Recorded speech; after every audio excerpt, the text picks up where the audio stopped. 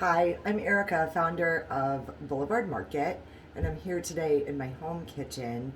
And I thought I would share what I'm doing. I love to play around in the kitchen on Sundays, and so today I am making some red onion pickles, or pickled red onions, or whichever you want to call it.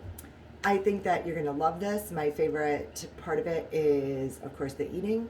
And a great recipe for these is going to be to put them on a salad with some butter lettuces and add a bit of blue cheese and some homemade ranch dressing. So that's what I'm going for today. These are not a complicated, this is not a complicated recipe. However, it does take a little bit of time. So you'll want to leave yourself a good hour, maybe even an hour and a half to mess with it.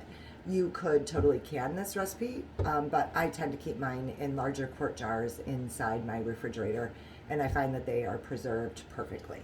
So I've got all of my red onions cleaned up, and what we want to do is slice them. I cut mine in half. You could slice them whole if you like the rings, but I prefer mine in a half ring. And you'll want to slice them in about a third of an inch thick slice. So we're going to slice all of those. On my stove, I have 2.5 cups of sugar, 5.5 cups of white vinegar, mixed with some star anise, black peppercorns, bay leaves, whole allspice, whole cloves, and a cinnamon stick. So I'm going to start that boiling and get these cut up, and then I will be back to show you the next part of the technique.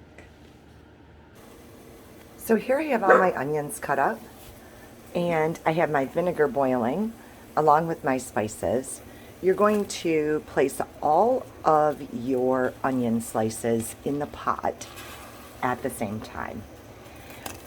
It will stop boiling, and once it begins to boil again, I have a tray ready to the side, and you are going to strain all of the onions out and lay them on a single layer on your baking sheet. So you'll do this process 3 times, and what this basically does is replaces all of the sharp, hot flavors in the onions with the sugar and vinegar that you've brought to a boil. So you end up with a really crispy onion that is sweet, but still retains its shape and its flavor. So it does take a minute, but it's so worth it in the end. When you're all finished and you've taken you've taken the onions out for the 3rd time, you will want to save all of your brine. It will be a beautiful pink color, and that's what we're going to put our onions in the jars and fill them up with the brine. So I'll show you that when we're all finished. And we're back. So the 3 times through the hot syrup, and now we're ready to fill our jars. I like jars that have the lid right on them. Of course, you can use whatever you have. I find that these store a little bit nicer in a larger size. That's my personal preference. And you can pack them pretty full. And they'll still last a really long time. So get yourself if you don't have a canning funnel, it certainly makes your life easier. And I am not even taking the spices out. I feel like it gives it just a little bit better flavor as they age.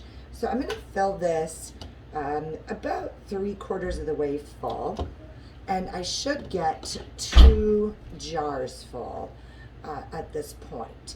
I've got another small one just in case, maybe a few more. Silicone tongs work really well.